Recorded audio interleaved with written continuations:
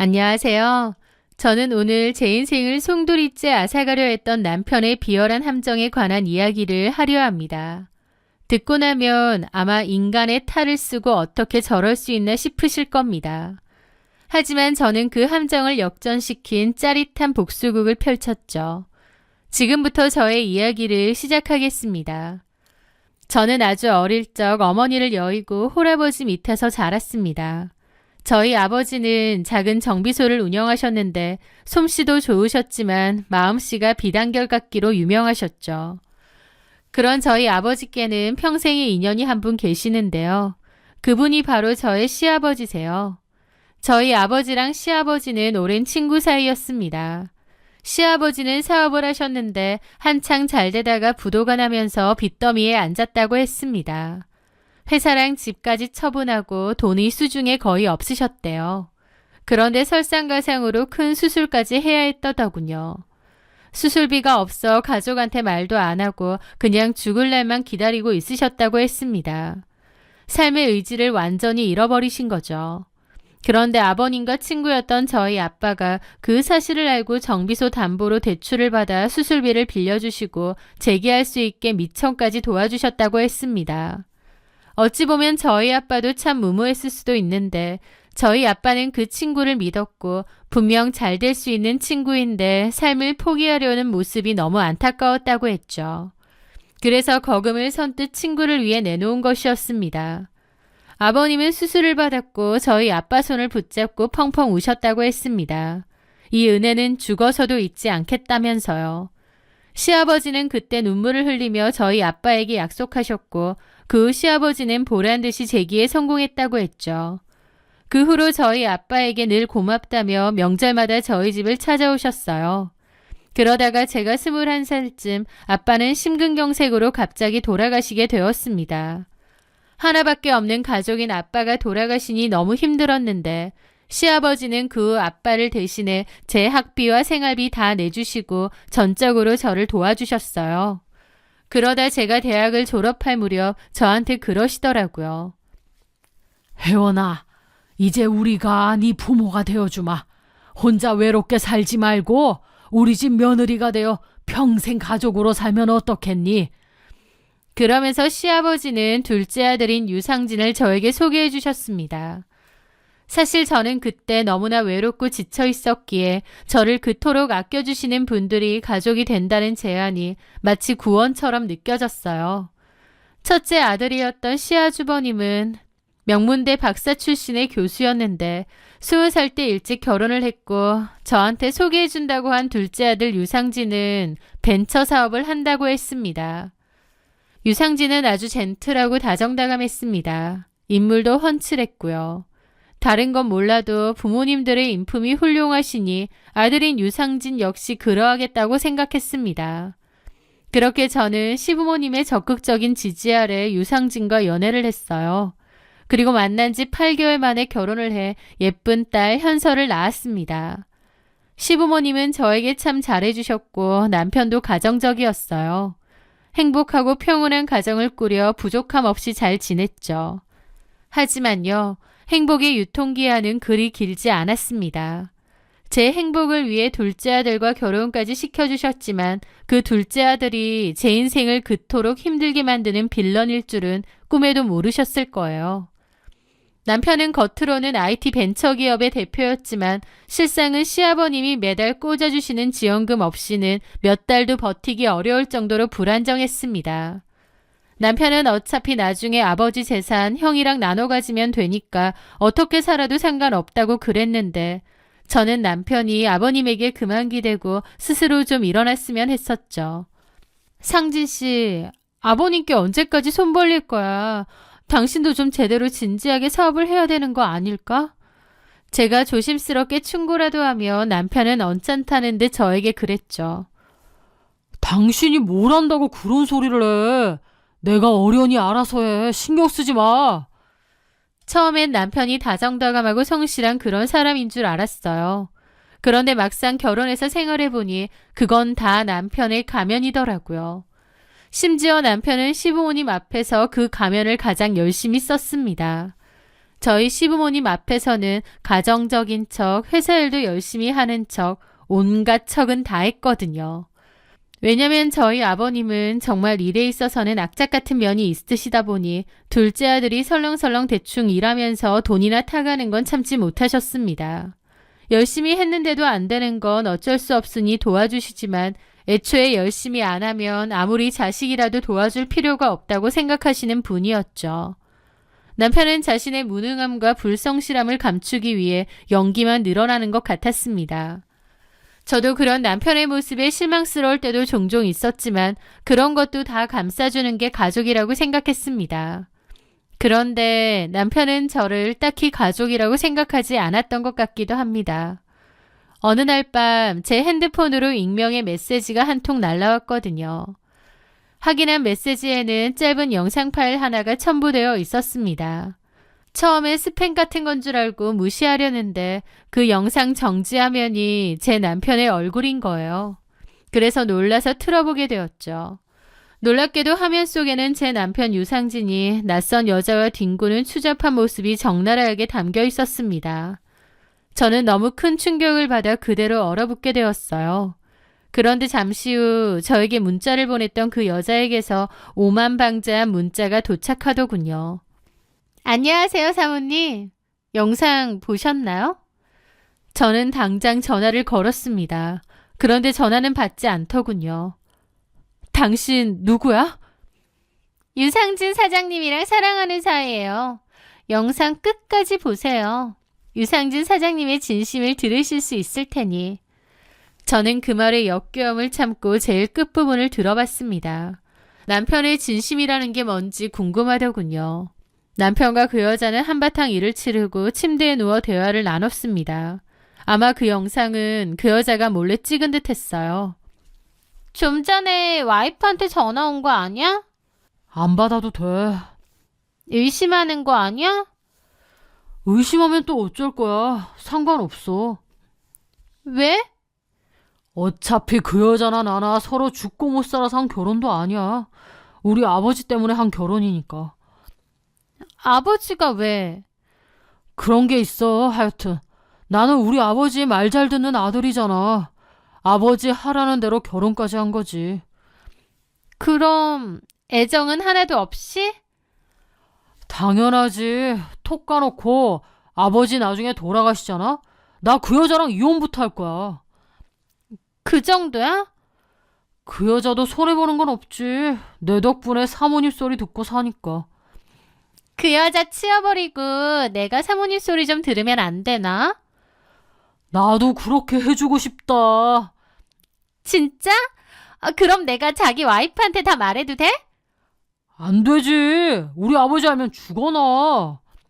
그럼 언제까지 이렇게 지낼 건데? 와이프랑 이혼하고 나한테 온다며.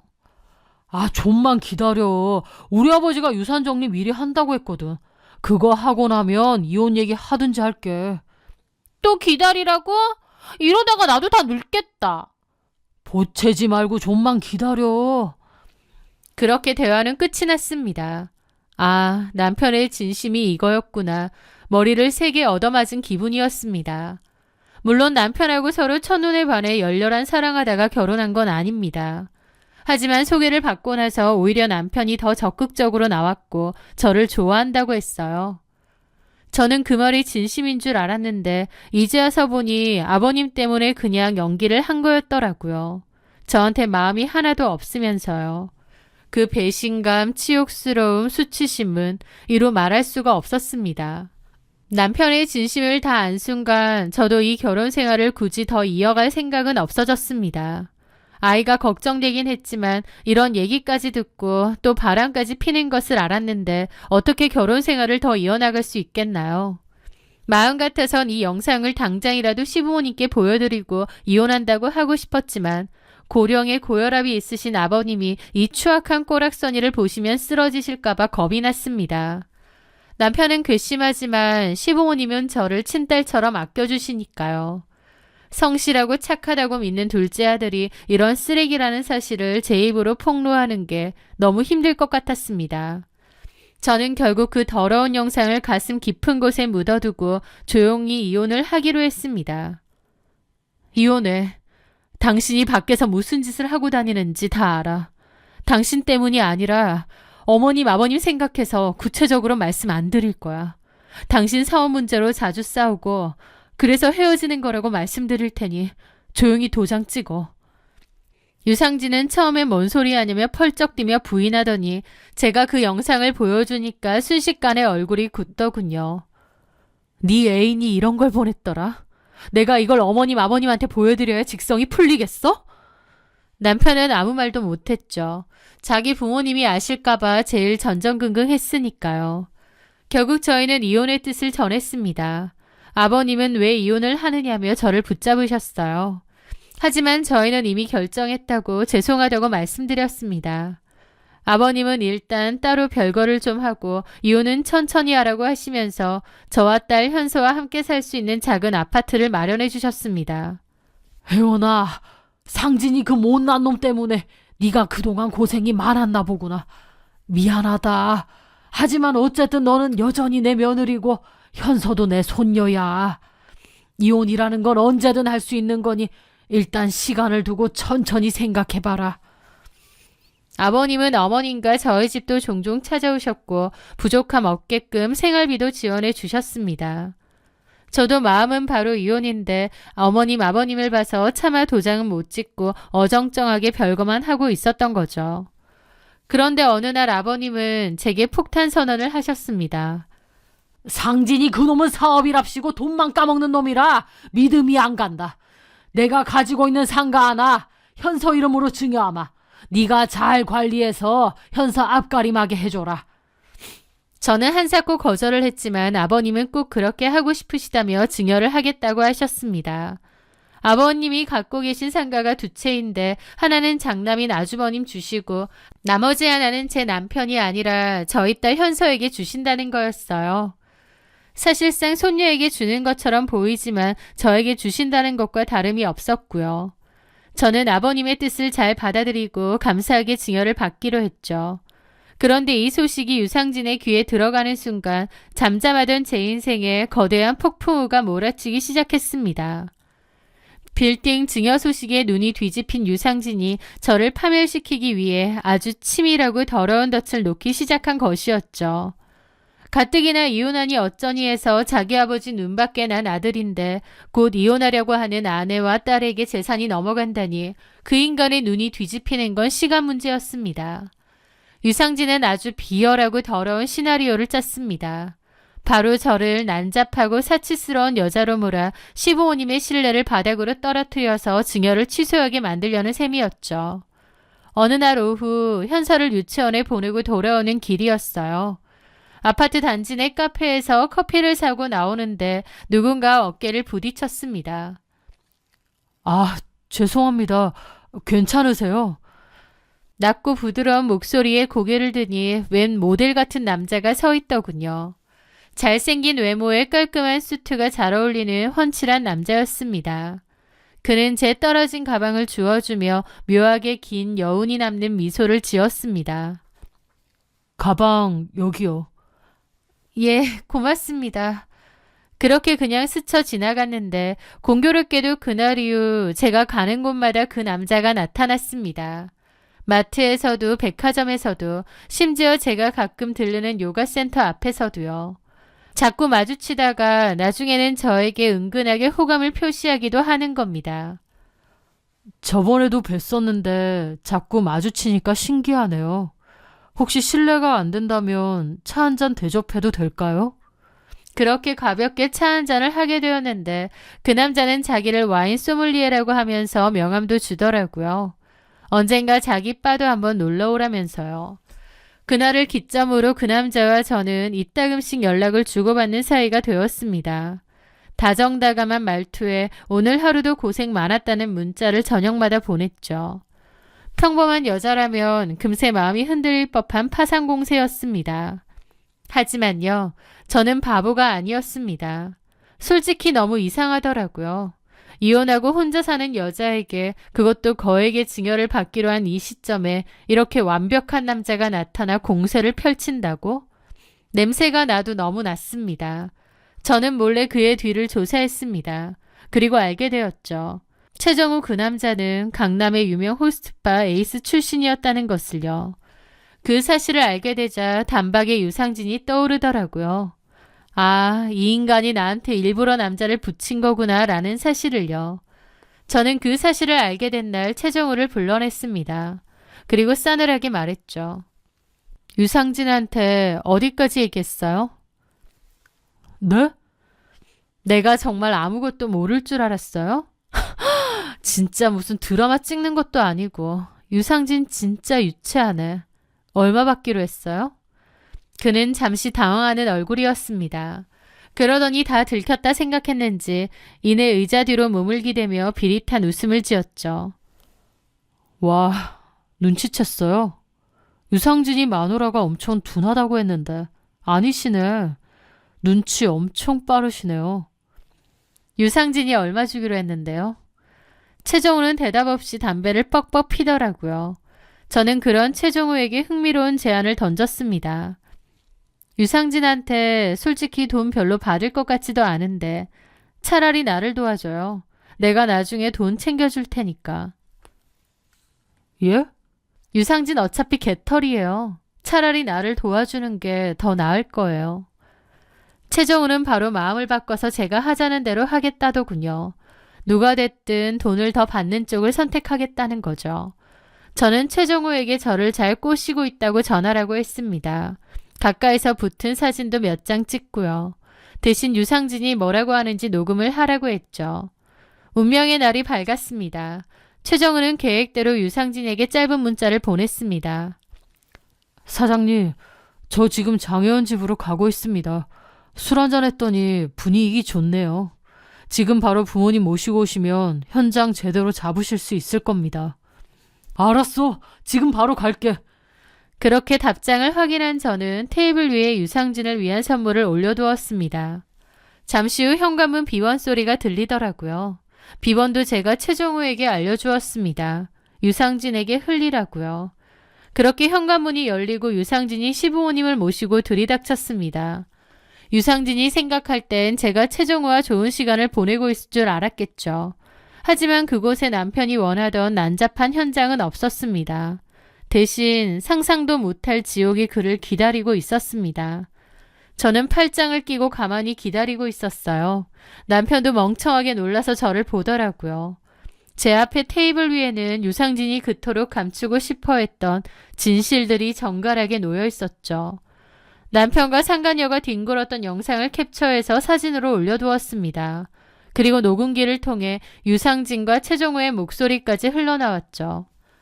사장님, 사모님과는 잘 이어지고 있습니다. 약속하신 돈은 언제 입금될까요? 내가 우리 부모님이랑 그 집 들이닥칠 예정이거든? 네가 자리 좀 잘 마련해봐. 그 꼴 보고 나면 바로 너한테 약속한 돈 입금할 테니까. 그러니까 제대로만 해줘. 그 여자가 우리 아버지 눈밖에 나게 확실히 하라고. 혹시 모르니까 카메라도 하나 설치하고. 거실에 흐르던 공기가 얼음장처럼 굳었습니다. 아버님의 얼굴은 경악을 넘어 분노로 검게 타들어가고 있었습니다. 유상진은 사색이 되어 소리쳤죠. 아버지, 이거 조작이에요. 저 아니에요. 네 목소리인데 네가 아니라고? 저 여자가 다 꾸며낸 짓이에요. 라면서 말도 안 되는 소리를 하더라고요. 하지만 아버님은 말없이 테이블 위에 놓인 사진들을 봤습니다. 어머님, 아버님, 죄송해요. 두 분이 너무 놀라실까봐 차마 진실은 말씀 못 드렸어요. 상진 씨가 바람을 피웠고 그 상간녀가 저에게 영상을 보내서 알게 되었어요. 게다가 아버님이 현수한테 증여한다고 하니 남편이 제비를 하나 사서 저한테 의도적으로 붙이려고 했더라고요. 제가 역으로 그 남자한테 녹음을 해오라고 시켰습니다. 유상진은 저보고 입 닥치라고 고함을 질렀습니다. 하지만 아버님은 화가 머리 끝까지 나서 유상진의 싸대기를 날렸죠. 이 금수만도 못한 놈! 시아버님은 평생 한 번도 손을 올린 적 없던 아들의 뺨을 온 힘을 다해 후려치셨습니다. 유상진이 바닥을 굴렀지만 아버님의 분노는 거기서 멈추지 않았죠. 내 목숨을 구한 은인의 딸이다. 네 놈이 사람 새끼라면 어떻게 이런 짓을 꾸며? 이 미친놈이 진짜 내 아들이 맞아? 유상진은 무릎을 꿇며 빌었습니다. 아버지, 잘못했어요. 근데 아무리 그래도 아들인 저를 놔두고 증여를 건너뛰시는 거 아버지도 너무하셨잖아요. 입 안 닥쳐? 내가 그동안 너 도와준 게 얼만데 어쨌든 형도 도와주셨으면 왜 저를 안 해주시는데요? 아버님은 분노로 몸을 떠시더라고요. 그러더니 이제 너는 내 아들 아니다. 네 놈 명의로 된 카드, 차, 사무실 다 반납해. 그리고 다시는 내 눈앞에 나타나지 마라. 나는 너 같은 아들 필요 없다. 알았냐? 아버님은 유상진 멱살을 쥐고 집 밖으로 쫓아버리셨습니다. 어머님은 오열하셨고 아버님은 참담한 심정으로 소파에 주저앉으셨죠. 그렇게 한참의 시간이 지나고 아버님은 눈물을 흘리며 사과하셨습니다. 대원아, 미안하다. 우리가 자식을 잘못 키워 네 가슴에 대못을 박았구나. 저런 놈인 줄 알았으면 내가 절대 너랑 결혼 안 시켰다. 아니에요, 아버님. 이런 일이 생기게 돼서 저도 너무 유감이고 죄송합니다. 네가 뭐가 죄송하니? 내 아들이 저 모양인 것을. 그렇게 저를 몰아세우려던 남편의 계획은 물거품이 되었고 오히려 본인이 된통 당하는 결과를 가져왔습니다. 그 후 남편은 아버님의 지원이 끊기자 순식간에 밑바닥으로 추락했습니다. 남편 돈을 보고 붙어있던 그 상간녀도 애저녁에 도망쳤다고 하더군요. 아버님은 그 뒤로도 여전히 저와 현서에게 도움을 주세요. 제가 이제 그러실 필요 없다고 해도 돌아가신 저희 아빠와의 약속이라며 아들과는 상관없이 저희 모녀를 끝까지 책임지겠다고 하셨습니다. 가족이 되어주겠다던 그 약속을 끝까지 지키시려는 것 같았어요. 저는 남편과 결국 이혼을 했습니다. 하지만 그 후로도 시부모님은 여전히 저희 집에 종종 오셔서 현서와 시간을 보내십니다. 이제는 며느리가 아닌 막내딸이 된 것 같기도 합니다. 가끔 창밖을 보며 생각합니다. 사람의 인연은 참으로 묘하다고 말이죠. 아빠가 베푼 은혜가 저를 지켜주었고 남편이 판 함정은 남편을 구렁텅이에 빠뜨렸죠. 인생은 느리지만 정확하게 흘러갑니다. 선을 행한 자에게는 복이, 악을 행한 자에게는 반드시 그 대가가 돌아온다는 진리. 저는 이제 그 진리를 믿으며 저희 딸 현서와 함께 찬란한 새 인생을 살아가고 있습니다. 아들이 아닌 저를 선택해 주신 시부모님께도 잘하면서 살려고 해요. 제 긴 사연 들어주셔서 감사합니다.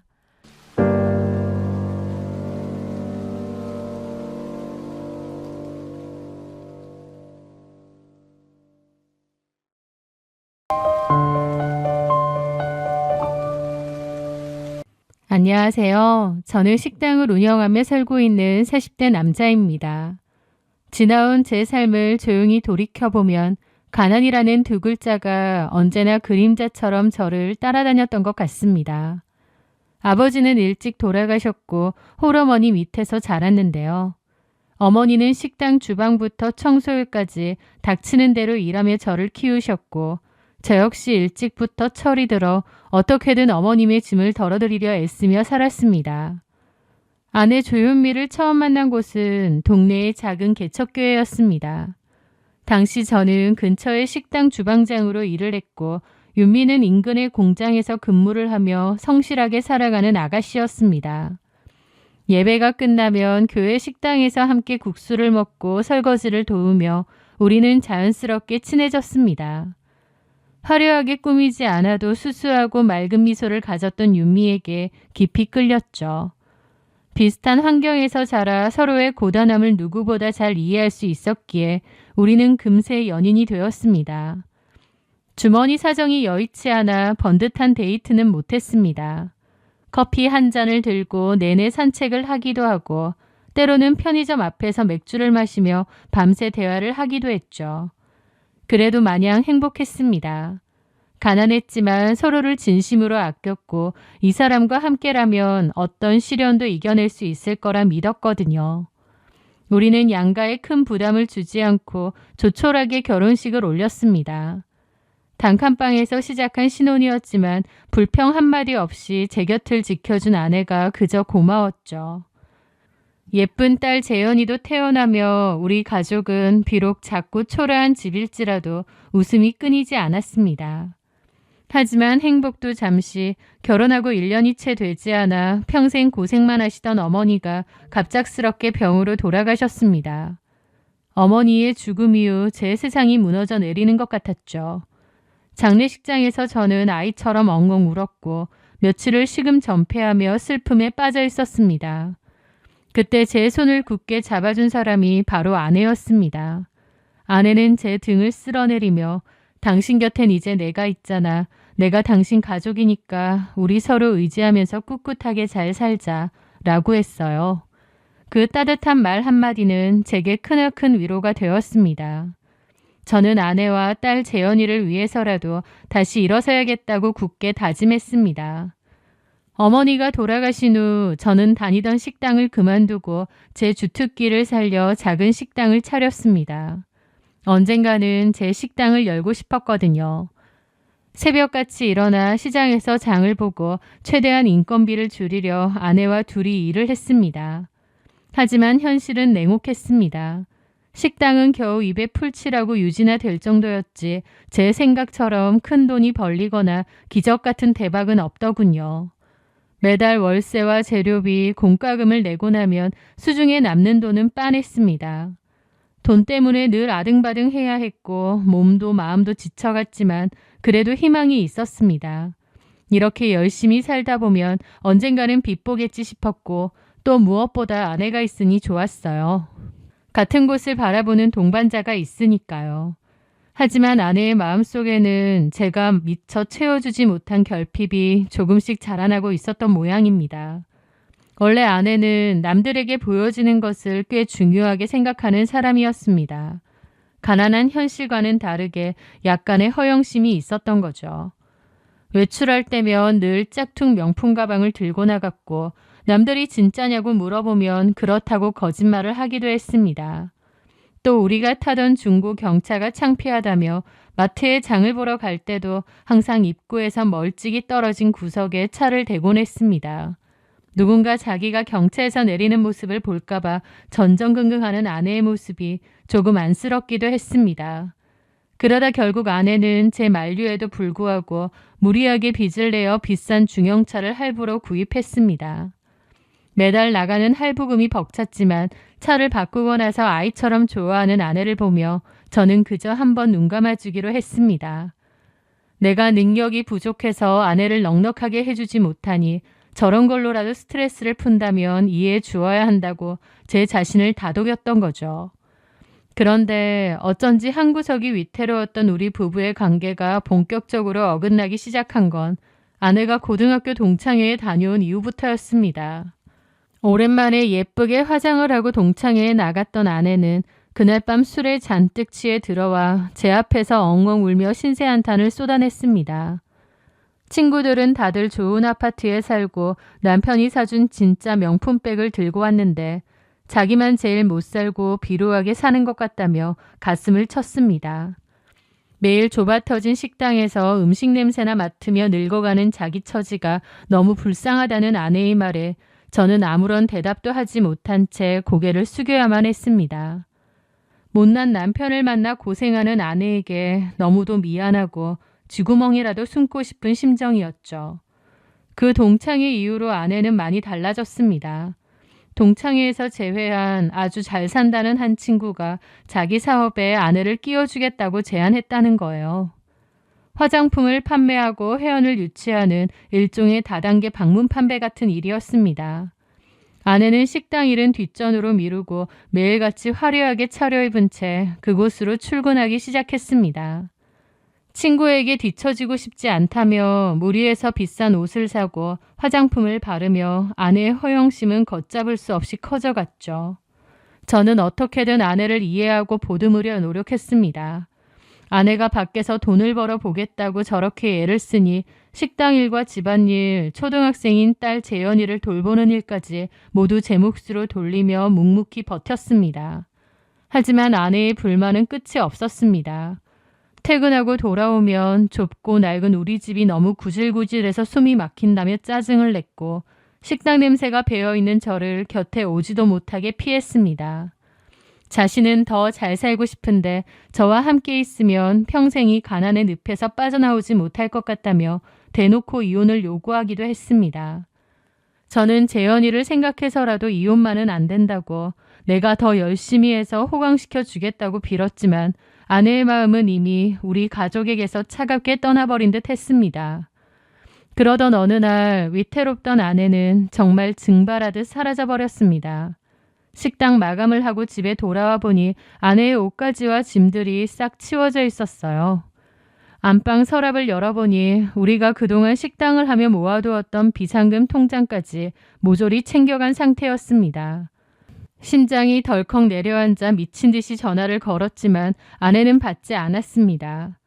다음 날 아침 뜬 눈으로 밤을 새운 제게 아내로부터 한 통의 전화가 걸려왔습니다.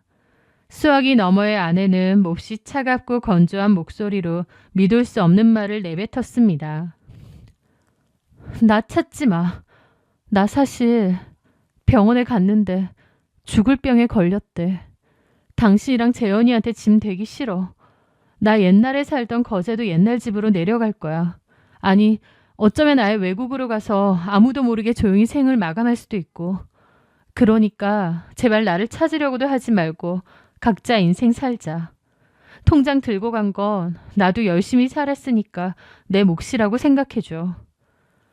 너무도 황당하고 기가 막혀서 말문이 막혔습니다. 당신 지금 무슨 소리해? 무슨 죽을 병? 거제도는 뭔 소리고 외국은 또 무슨 소리야? 당장 어디 있는지 말해. 제가 악을 쓰며 소리쳤지만 아내는 자기를 제발 찾지 말라고, 자기를 생각한다면 놓아달라고 단호하게 전화를 끊어버렸습니다. 그 이후로 번호마저 결번으로 바뀌어버렸고요. 정말 기가 막힌 일이었죠. 아내가 말한 거제도의 옛날 집이 정확히 어디인지 알 길이 없었습니다. 장모님은 아내가 어릴 적 돌아가셨고 친척들과도 연이 끊긴 지 오래였으니까요. 죽을 병에 걸렸다는 아내의 말도 도저히 믿기지 않으면서도 한편으로는 혹시나 아내가 나쁜 마음을 먹었거나 범죄에 연루된 것은 아닌가 싶어 경찰서로 달려갔습니다. 실종 신고를 하려 했지만 경찰의 반응은 시큰둥하더군요. 전화로 직접 연락을 하셨고 통장과 짐까지 본인이 직접 챙겨서 나간 거면 범죄 협의점을 찾기 어려울 것 같고 가정 불화로 인한 단순 가출인 것 같습니다. 성인이시고 또 본인이 나간다는 의사를 표현했기 때문에 저희가 억지로 위치를 추적해서 잡아다 드릴 권리는 없죠. 경찰서를 걸어 나오며 억장이 무너졌습니다. 초등학생인 어린 재현이는 엄마가 어딜 갔냐며 밤마다 울며 보채는데 이 어린애를 두고 어딜 간 건지 저는 아이를 끌어안고 울음을 삼켜야만 했습니다. 주변 지인들에게도 수소문도 해보고 아내가 다녔다던 화장품 회사 쪽도 알아보려 했지만 그녀의 행방은 그 어디서도 찾을 수 없었습니다. 나중에는 차라리 아내가 남긴 죽을 병이라는 말이 거짓말이기를, 그저 이 가난이 지긋지긋해 홧김에 도망친 것이기를 바랬습니다. 그리고 마음 한구석엔 언젠가 아내가 재현이를 생각해서라도 돌아올 것이라 믿고 버텼습니다. 하지만 아내는 돌아오지 않았어요. 나중에서야 현실이 받아들여지더군요. 아내가 나와 우리 딸을 버렸구나. 죽을 병이 아니라 차라리 도망간 게 낫겠다는 생각을 했었는데 나중에는 분노가 일었습니다. 나는 둘째치고 어떻게 제 자식까지 버리고 도망가지? 아무리 생활이 구질구질하고 제가 무능력해 보였더라도 배 아파 낳은 자기 자식까지 버려두고 떠날 만큼 힘들었을까? 또 원망을 하다가도 또 한편으론 아내가 진짜 아픈 거면 어떡하나 싶어 걱정이 되는 겁니다. 아내에 대한 제 마음은 하루에도 수십 번씩 바뀌었죠. 어쨌든 저는 아내를 기다렸습니다. 아내가 집에 돈이란 돈은 모조리 챙겨간 탓에 식당 월세와 식자재 대금을 치르고 나면 너무 빠듯했지만 딸을 위해서라도 독하게 마음을 먹어야 했습니다. 잠을 줄이고 쉬는 날 없이 땀을 흘리며 일을 했고 오직 아이 하나만 바라보고 1년이라는 시간을 버텨냈습니다. 그렇게 1년이 지났을 무렵이었어요. 저에게는 인생에 한 번 있을까 말까 한 기적 같은 일이 일어났습니다. 정말이지 소설이나 영화에서나 일어날 법한 일이 제 현실에 찾아왔던 거죠.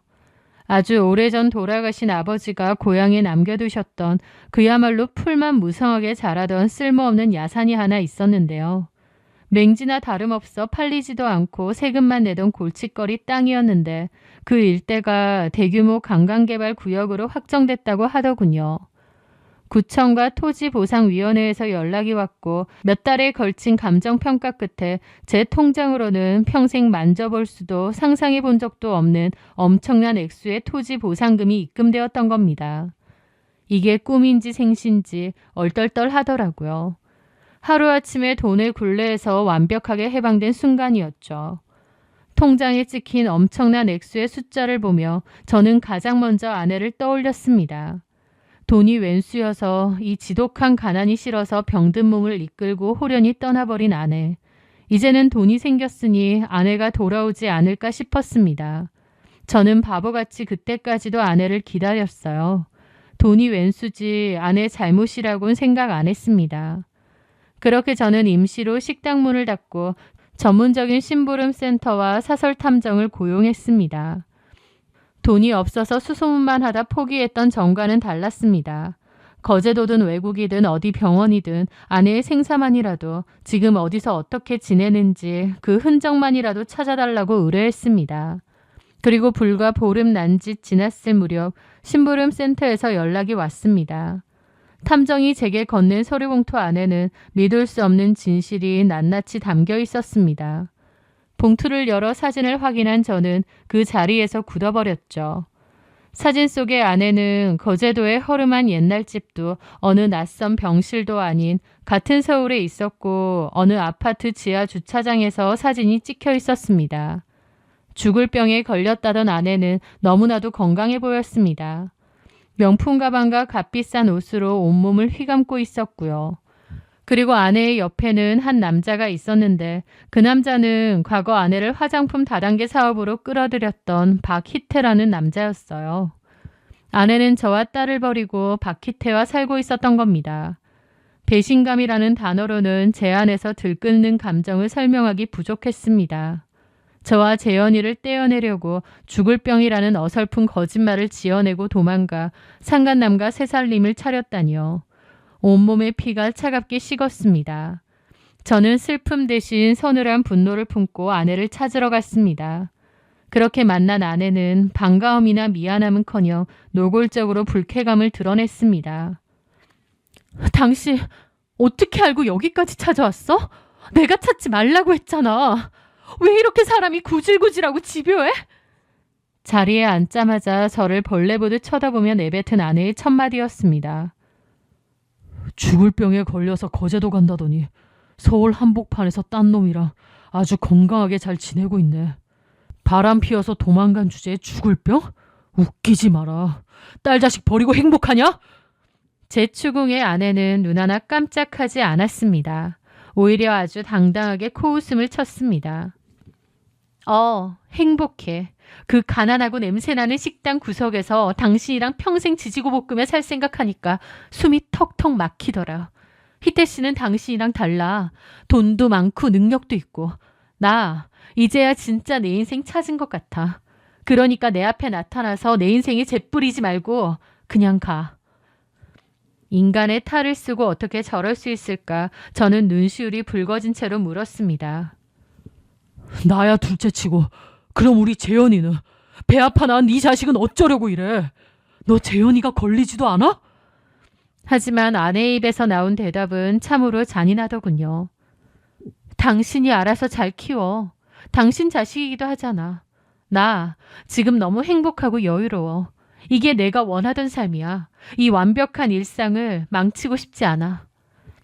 너무나도 달라진 아내를 보며 헛웃음이 나더군요. 그렇게 성실하고 맑았던 사람은 온데간데 없었습니다. 구제불능의 허영심에 영혼까지 파먹힌 괴물이 제 앞에 있더군요. 제가 쥐고 있는 돈의 존재를 알리면 당장이라도 태도를 바꿀 여자였지만 아내의 진짜 모습을 본 저는 입 밖으로 그 얘기를 꺼내지도 않았습니다. 그래, 알았다. 대신 내가 한마디만 할게. 나중에 땅을 치고 후회해도 절대 내 앞이나 재현이 앞에 나타나지 마. 후회하지 않을 자신 있지? 후회? 내가 미쳤어? 평생 후회할 일 없어. 도장이나 찍어줘. 저는 알겠다고 했습니다. 그리고 다음날 이혼 서류를 들고 다시 만났어요. 저는 아내를 상대로 상간소송을 하지도 않았고 아무것도 하지 않았습니다. 그냥 조용히 이혼 서류에 도장을 찍었어요. 아내는 저희 딸에 대한 양육권, 친권, 면접, 교섭권까지 모두 포기하는 조건이었습니다. 그렇게 뒤도 돌아보지 않고 카페를 나섰어요. 집으로 돌아온 저는 과거의 한영석을 완전히 지워버리기로 했습니다. 가난하고 무기력했던 남편은 이제 없었습니다. 아내가 남겨둔 이혼 서류를 법원에 접수했고 완벽한 남남이 되었습니다. 그리고 저는 고급 브랜드 아파트로 이사를 했습니다. 그전까진 아내가 돌아올지도 몰라서 기다렸는데 이제는 기다릴 필요가 없었죠. 오래된 차를 처분하고 대형 세단으로 차를 바꿨습니다. 식당은 입지가 좋은 번화가의 외식 매장으로 새로 오픈을 했습니다. 자본이 들어가고 몫이 좋아지니 제 사업은 날개를 단 듯 번창하더군요. 무엇보다 저는 제 목숨보다 소중한 딸 재현이에게 제 모든 것을 쏟아부었습니다. 다행히 재현이는 엄마의 빈자리를 잘 이겨내 주었고 미술에 뛰어난 재능을 보였습니다. 저는 돈을 구애받지 않고 아이가 원하는 교육을 받게 해주었습니다. 저랑 구질구질하게 살기 싫다고 해서 아내는 떠났지만 아이러니하게도 아내가 떠나고 나니 제 인생도 활짝 폈던 겁니다. 저는 그 후 식당의 어엿한 대표로서 자리를 잡았고 바쁘게 딸아이를 키우며 열심히 살았습니다. 그렇게 시간은 흐르고 흘러 7년이라는 시간이 흘렀습니다.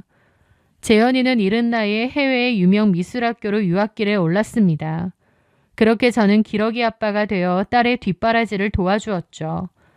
그러다 제 곁에는 제 지난 상처를 보듬어주고 저를 진심으로 존중해주는 새로운 연인도 생겼습니다. 그렇게 하루하루 바쁘게 또 행복하게 살아갈 때였습니다. 그날은 비가 추적추적 내리던 어느 늦은 오후였는데요. 제가 운영하는 식당의 자동문이 열리고 누군가 안으로 들어섰습니다. 직원이 브레이크 타임이라고 말을 했고 저는 가게 안쪽에서 장부를 정리하고 있었죠. 그런데 웬 익숙한 목소리가 사장님을 찾으러 왔다고 하는 거예요. 누군가 싶어 고개를 들다가 쥐고 있던 펜을 떨어뜨릴 뻔했습니다. 비에 젖어 날리는 머리카락, 푹 꺼진 볼과 핏기 없는 입술, 유행이 한참 지난 낡고해진 겉옷, 폭삭 늙어버리고 초라해진 모습의 전처가 거기 서 있는 겁니다. 여보... 저는 너무 놀랐죠. 일단 식당 한켠에 제 개인 사무실로 들어오라고 했습니다. 직원들이 보는 앞에서 소란을 피우고 싶지 않았거든요. 전처는 제 사무실 내부와 밖으로 보이는 식당홀을 번갈아 보며 입을 다물지 못하더군요. 얘기만 들었는데 당신 진짜 성공했구나. 저는 대꾸하기 싫어 일단 따뜻한 차를 한 잔 내어주었습니다. 전처는 두 손으로 찻잔을 쥐더니 왈칵 눈물부터 쏟아내는 거예요. 재현이는 어딨어? 재현이 보고 싶어서 왔어. 아이를 찾는 아내의 말에 저는 헛웃음이 새어나오는 것을 참지 않았습니다.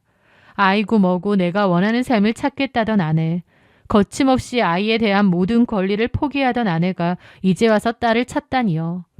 저는 욕을 한 바가지 하고 싶은 걸 참고 말했죠. 여기 없어. 그림 그리는데 재능이 있어서 작년에 유학 보내줬거든. 제 담담한 대답에 아내는 믿을 수 없다는 듯 두 눈을 크게 떴습니다. 유학? 유학을 보내줬다고? 당신이 무슨 돈이 있어서 이렇게 잘 살고 있는 거야? 저는 가라앉은 시선으로 물었습니다. 당신 사정이나 말해봐. 돈 많고 능력 있는 남자랑 구질구질하지 않게 행복하게 산다더니 꼴이 이게 뭐야? 제 질문에 아내는 결국 소리내어 오열하기 시작했습니다. 아내가 털어놓은 지난 7년간의 진실은 그야말로 참혹하더군요. 아내가 동창회에서 만나 다단계 화장품 사업으로 얽혔다던 그 남자. 박이태는 완전한 사기꾼이었습니다. 그 남자와 바람이 난 아내는 박이태의 고급 아파트와 차를 보며 행복해했죠. 하지만 알고 보니 그 모든 것은 남들을 속이기 위한 렌트와 대출로 만들어진 빈 껍데기였습니다. 아내가 저와 재현이를 버리고 오게 만든 뒤 본격적으로 아내의 명의를 도용했다더군요. 사기꾼 남자는 아내의 이름으로 온갖 대출을 끌어다 썼고 아내가 그나마 우리 집에서 훔쳐갔던 비상금 통장의 돈마저 사업 투자금 명목으로 갖고 갔다고 했죠. 심지어 아내가 말했던 거제도 옛날 집, 즉 돌아가신 장모님이 살아생전 사시던 그 작고 허름한 집마저 그 남자의 손에 넘어가 버렸다고 했습니다. 가진 돈을 모두 뜯어낸 후 빚쟁이들이 들이닥치기 시작하자 그 남자는 아내를 버려둔 채 야반도주를 해버렸다더군요. 하루아침에 어마어마한 빚더미에 앉게 된 아내는 지난 몇 년간 빚쟁이들을 피해 찜질방과 고시원을 전전하며 지옥 같은 삶을 살아야 했다고 했습니다. 한때는 협박과 폭언에 시달려 옥상에 올라가 죽을 결심까지 했었다고 엉엉 울며 고백했습니다. 스트레스와 굶주림으로 몸이 망가질 대로 망가져 과거에 그 고왔던 얼굴은 온데간데 없이 변해버렸더라고요. 내가 미쳤었어. 진짜 귀신에 씌였나 봐. 다 잃고 나니까 우리가 옛날에 단칸방에서 재현이 안고 웃었던 그때가 얼마나 행복했던 때였는지 이제 알겠더라고. 여보, 나 진짜 갈 데가 없어. 내가 식당 불판이라도 닦을게. 바닥 청소라도 하면서 당신이랑 재현이 옆에서 속죄하면서 살게. 제발 나 한 번만 용서해주라. 아내는 제 바짓가랑이를 붙들고 처절하게 매달렸습니다. 하지만 저는 일말의 동정심이나 슬픔조차 느껴지지 않았습니다. 그저 안타깝고 공허할 뿐이었죠. 저는 천천히 그러나 단호하게 제 바지를 쥐고 있는 아내의 손을 떼어냈습니다. 윤미야. 제가 오랜만에 그녀의 이름을 부르자 아내는 희망을 품은 듯 고개를 번쩍 들었습니다. 하지만 저는 단호하고 서늘하게 말했죠. 너 내가 찾아갔을 때 물었지. 나중에 후회하지 않을 자신 있냐고. 네가 그때 분명히 대답했어. 나같이 무능한 남자한테 돌아갈 일 평생 없으니까 이혼 서류에 도장이나 찍으라고. 재현이도 필요 없다고 했잖아. 아내의 어깨가 사시나무처럼 떨렸습니다. 가난하고 힘들 때 우리 그래도 가족이니까 서로 의지하자고 손잡아줬던 건 너였어. 그래서 나는 생각지도 못한 돈이 생겼을 때 가장 먼저 너부터 찾았던 거야. 네가 비록 우리를 버리고 도망쳤어도 네가 훔쳐간 돈보다 네가 더 소중했으니까. 그런데 너는 아무렇지 않게 나와 재현이를 버리더라. 이제 알겠지? 네가 걷어찬 건 가난하고 구질구질한 남편이 아니라 평생 너를 지켜주려 했던 너의 진짜 가족이었다는 걸. 저는 자리에서 일어났습니다. 미안한데 그만 가주라. 그리고 나 만나고 있는 사람 있어. 재현이도 잘 알아. 재현이한테는 친엄마처럼 다독여주고 헌신해주는 좋은 사람이야. 재현이 유학 가는 것도 많이 도와줬고 재현이가 우리 재혼했으면 해. 앞으로 우리 앞에 나타나지 마. 당신이 그때 당신을 찾지 말라고 한 것처럼 우리도 찾지 마. 제 단호한 선언에 아내는 통곡하며 바닥에 엎드렸습니다. 자신의 어리석음이 불러온 돌이킬 수 없는 현실에 가슴을 쥐어뜯으며 울부짖었습니다. 하지만 그녀의 눈물이 제 마음을 되돌릴 수는 없었습니다. 전처는 비틀거리며 식당 문을 나섰습니다. 그렇게 길고 길었던 과거의 악연에 마침표를 찍었습니다. 화려한 신기루를 쫓아 떠났던 아내의 결말은 비참했습니다. 비가 오나 눈이 오나 변함없이 곁을 지켜주는 가족을 버린다는 진짜 의미를 아내는 너무 늦게 깨달은 것 같아요. 비가 갠 후의 하늘처럼 제 마음은 맑고 평온합니다. 저는 앞으로도 제 곁을 지켜주는 고마운 사람, 그리고 타국에서 자신의 꿈을 향해 훌륭하게 자라나고 있는 사랑하는 딸 재현이와 함께 흔들림 없이 성실하고 행복한 내일을 만들어갈 것입니다. 제 사연 들어주셔서 감사합니다.